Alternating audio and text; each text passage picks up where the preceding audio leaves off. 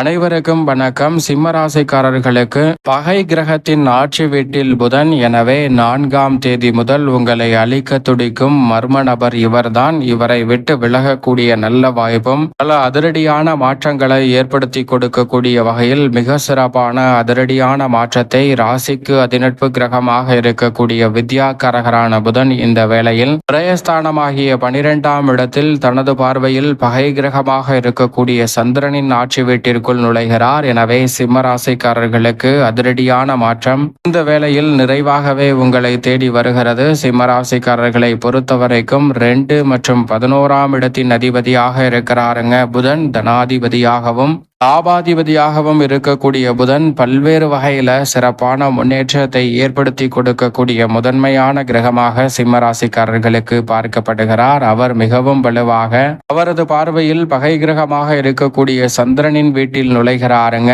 ஆனால் சந்திரனின் பார்வையில் புதன் நட்பு கிரகமாக இருக்கிறார். அது மட்டுமல்லாது ராசியின் அதிபதியான சூரியனும் நட்பு கிரகமாக இருக்கிறாருங்க. சந்திரன் ராசிக்கு மிகவும் சகாயமானவராக இருக்கிறார். அதே போன்று வித்யாகாரகரான புதனும் ராசிக்கு சகாயமானவராகவும் ராசியின் அதிபதியான சூரியனை நட்பு கிரகமாகவும் பார்க்கிறாருங்க வித்யாகாரகரான புதன். எனவேதான் இந்த வேளையில் மிக சிறப்பான அதிரடியான மாற்றம், உண்மையான அன்பையும் உண்மையான புரிதலையும் புரிந்து கொள்ளக்கூடிய சந்தர்ப்பம் கிடைப்பதால் உங்களுக்கு எதிராக சூழ்ச்சி செய்யக்கூடிய மர்ம நபர்களை விட்டு விலகுவதோடு மட்டுமல்லாது உங்களுடைய வளர்ச்சி, பொருளாதார ரீதியான முன்னேற்றம் போன்றவற்றை தடை ஏற்படுத்த வேண்டும் என்று நினைக்கக்கூடியவர்களுடைய திட்டங்களை முறியடிக்கக்கூடிய வகையில் மிக சிறப்பான நல்ல மாறுதலை மிகுந்த கவனத்துடன் செயல்படக்கூடிய வகையில் விரயஸ்தானமாகிய 12ஆம் இடத்தில் நுழைந்திருப்பதால் நிச்சயமாக சிம்மராசிக்காரர்களுக்கு இந்த வேளையில் வித்யாகாரகரான புதன் ஏற்படுத்தி கொடுக்க போகிறார். எனவே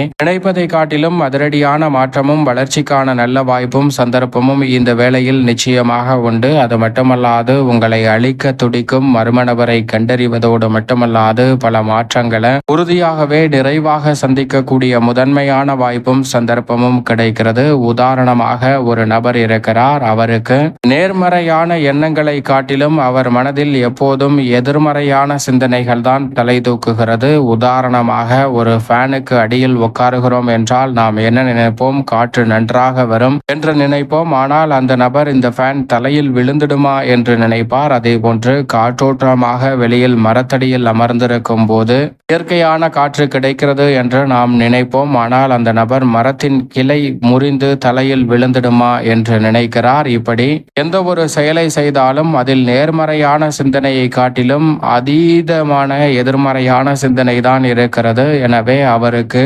இருக்கக்கூடிய இந்த பிரச்சனைக்கு தீர்வு காண வேண்டும் என்று ஒரு முனிவரை சந்திக்கிறாருங்க. அந்த முனிவரை சந்தித்து என்னிடம் இவ்வளவு எதிர்மறையான குழப்பங்களும் பிரச்சனையும் இருக்கிறது, அதனை நான் எப்படி சரி செய்ய வேண்டும் என்று முனிவரை சென்று சந்திக்கிறாருங்க. அவரிடம் கேட்கிறாருங்க. அப்போது முனிவர் நாம் இருக்கக்கூடிய இடத்தை சுற்றிப்பார். சுற்றிலும் வயல்களாக இருக்கின்றன. சோளம், நெல், கரும்பு, காய்கறிகள் தோட்டம் என பல சுற்றிலும் இந்த பகுதியில் இருக்கிறது.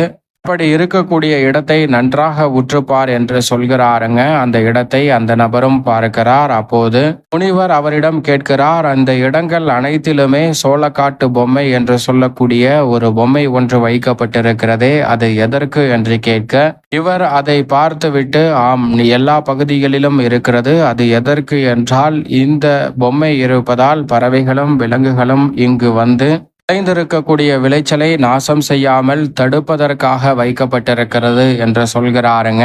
ஆனால் அந்த பொம்மை அசையாது, உயிரில்லை, ஒன்றுமே செய்யாது. அப்படி இருக்கும்போது எப்படி பறவைகளும் விலங்குகளும் வருவதில்லை என்று கேட்க அப்போது அந்த நபர் சொல்கிறார், இந்த பறவைகளுக்கும் விலங்குகளுக்கும் அங்கு யாரோ ஒருவர் இருக்கிறார் என்ற அச்சம்தான் இருக்கும். அதற்கு உயிர் இல்லை, உணர்வு இல்லை என்பது பறவைகளுக்கும் விலங்குகளுக்கும் தெரியாது, நமக்கு மட்டும்தான் தெரியும் என்று சொல்கிறாருங்க. அப்போதுதான் அந்த முனிவரும் சொல்கிறார், அதுபோன்றுதான் நம்மளுடைய வாழ்விலும் நன்மை எது தீமை எது என்பதை அறிந்து கொள்ளக்கூடிய பக்குவமான பகுத்தறிவு நம்மளிடம் மட்டும்தான் இருக்கிறது என்பதை எடுத்து சொல்கிறாருங்க. ஏனென்றால் இந்த அகில உலகத்தில் எந்த ஒரு மொழியை எடுத்தாலும், எந்த ஒரு விஷயத்தை எடுத்தாலும் அதில் நேர்மறையான எண்ணமும் எதிர்மறையான எண்ணமும் சமமாக கலந்திருக்கும் என்பது பெரும்பாலான உண்மையாக பார்க்கப்படுகிறது. உதாரணமாக, நன்மை என்ற சொல்லுக்கு எதிரான சொல் தீமை என்று பார்க்கப்படுகிறது. நன்மைக்கு 3 எழுத்து, தீமைக்கும் 3 எழுத்து.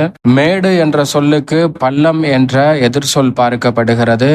மேடு என்ற சொல்லுக்கு குழி என்ற சொல் எதிராக பார்க்கப்படுகிறது. இந்த 2 சொல்லுக்குமே 2 எழுத்துதான். உயரம் என்ற சொல்லுக்கு பள்ளம் என்ற எதிர்சொல் பார்க்கப்படுகிறது. இந்த சொல்லுக்கு 4 எழுத்து. இப்படி நேர்மறையான சொற்கள் இருக்கும்போது அதற்கு எதிர்மறையான சொற்களும் சமபலம் பெற்றிருக்கும். இது தமிழ் மொழியில் மட்டுமல்ல, அனைத்து மொழிகளிலுமே இதுபோன்று நேர்மறையும் எதிர்மறையும் சமமாக தான் இருக்கும். இது எதர்ச்சியாக அமைந்த ஒன்று அல்ல, பிரபஞ்சத்தின் தன்மையே அப்படிதான். அதில் நாம் எது எடுத்துக்கொள்கிறோம் என்பது நம்மளது கையில் தான் இருக்கிறது என்பதை அந்த முனிவர் அவரிடம் சொல்கிறாருங்க. அப்போதுதான் அவருக்கு தெரிகிறது சரியான விஷயங்களை தேர்ந்தெடுக்க வேண்டும் என்று. அது மட்டுமல்லாது, நாம் ஒரு தொழில் துவங்க வேண்டும் அல்லது ஒரு வேலையை செய்ய வேண்டும் என்று நினைப்போம். ஆனால் இந்த தொழிலை துவங்குவதற்கு முன்னதாக அந்த தொழிலை துவங்கியதற்குடன் இவ்வளவு கடன் வந்துடுமோ, இந்த கடனை அடைக்க இவ்வளவு கஷ்டமாக இருக்குமோ, அதற்கு பிறகு இதை சமாளிக்க இந்த தொழிலை மூடிவிடுவோமோ என்று பல்வேறு வகையான சிந்தனையால் அந்த தொழிலை துவங்காமல் திட்டத்திலேயே தோல்வியடைய செய்து விடுகிறோம் என்பதுதான் யதார்த்தமான உண்மை. அந்த வகையில் பார்க்கும்போது இந்த உலகத்தில் பல கோடி மக்கள் இருக்கிறார்கள். அப்படி பல கோடி மக்கள் இருக்கும்போது அவர்கள் கெட்டுவிட வேண்டும், நாசமாகிவிட வேண்டும் என்று நினைக்கக்கூடிய மக்கள் இருப்பார்கள். ஆனால் அது மிகவும் குறைவான சதவீதம்தான் என்று சொல்கிறாருங்க.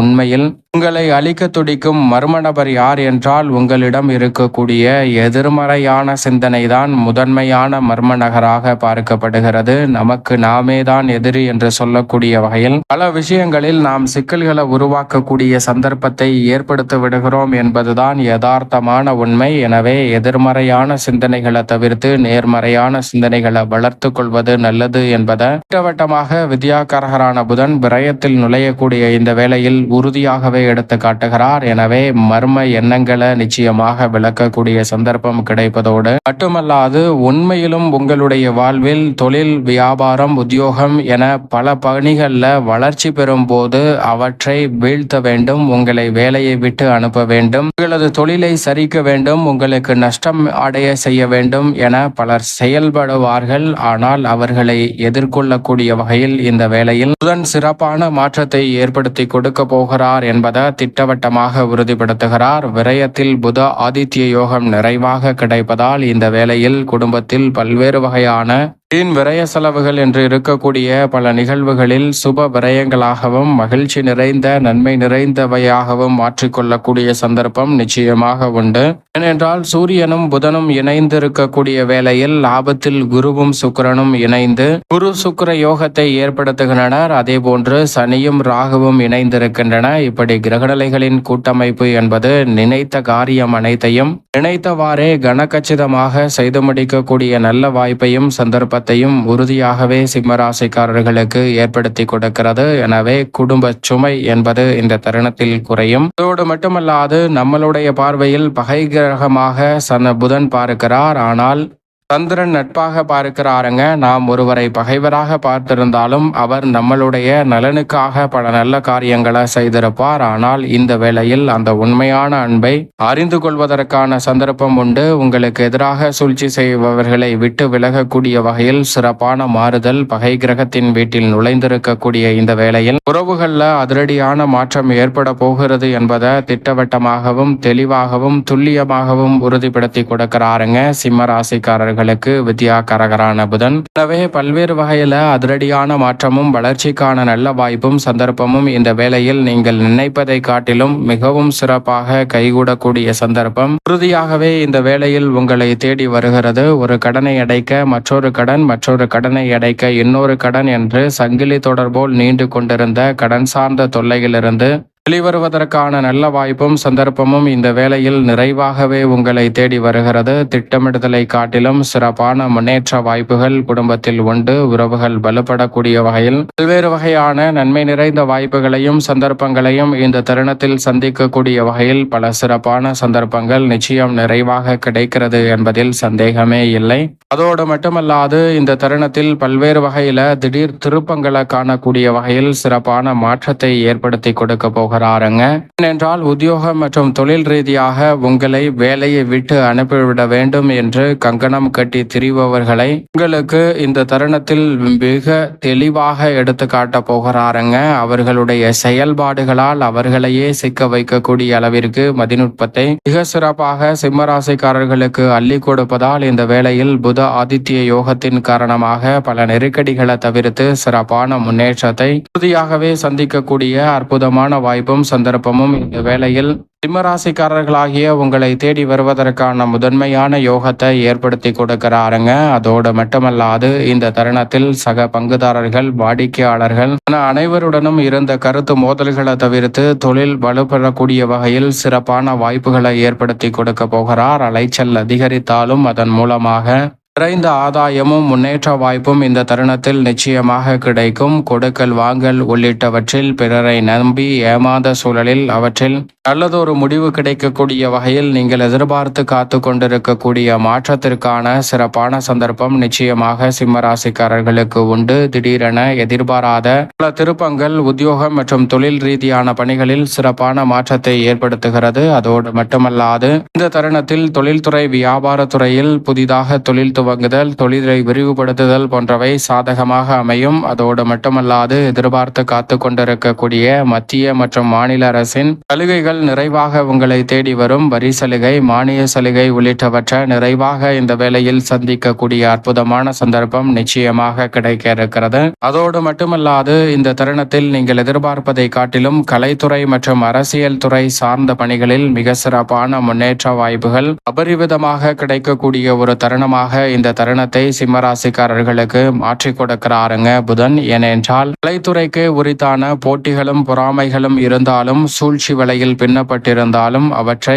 தவிடுபொடியாக்கி சிறப்பான வளர்ச்சி பெறக்கூடிய வகையில் உங்களுடைய அனுபவபூர்வமான அறிவானது பல திருப்பங்களை ஏற்படுத்தி கொடுக்கக்கூடிய சந்தர்ப்பத்தை உருவாக்கி கொடுக்கிறது. உடல்நல ஆரோக்கியத்தில் கவனத்துடன் இருங்க. அதே போன்று விளைச்சல் அதிகரிப்பதற்கான சாத்தியக்கூறுகள் உண்டு. எனவே எதை செய்தாலும் ஒரு முறைக்கு இருமுறை யோசித்து செய்வது நல்லதாக அமையும். அரசியல் சார்ந்த பொது வாழ்வில் இருப்பவர்களுக்கு உங்களுடைய எதிர்பார்ப்புகள் இந்த தருணத்தில் அரிதாக நிறைவேறக்கூடிய ஒரு தருணமாக இருந்தாலும் கூட மிக நுட்பமாகவும் நுணுக்கமாகவும் பல்வேறு வகையான பணிகளை அதிரடியாகவும் சிறப்பானதாகவும் மாற்றிக்கொள்ளக்கூடிய நல்ல வாய்ப்பும் சந்தர்ப்பமும் உறுதியாகவே உங்களை தேடி வருகிறது. எனவே நீங்கள் எதிர்பார்ப்பதை காட்டிலும் அதிரடியான வளர்ச்சிக்கான சந்தர்ப்பம் இந்த தருணத்தில் நிச்சயம் உங்களை தேடி வருகிறது என்பதில் சந்தேகமே இல்லை. அதோடு மட்டுமல்லாது இந்த வேளையில் மாணவர்களின் கல்வி சார்ந்த பணிகளில் நல்ல முன்னேற்றம் உண்டு. எதிர்பார்க்கக்கூடிய உயர்கல்வி சார்ந்த விஷயங்களும் சாதகமாக அமைய போகிறது. தசாபுத்திகள் வலுவாக இருப்பின் விவசாயத்துறை, விண்வெளித்துறை, போக்குவரத்து துறை,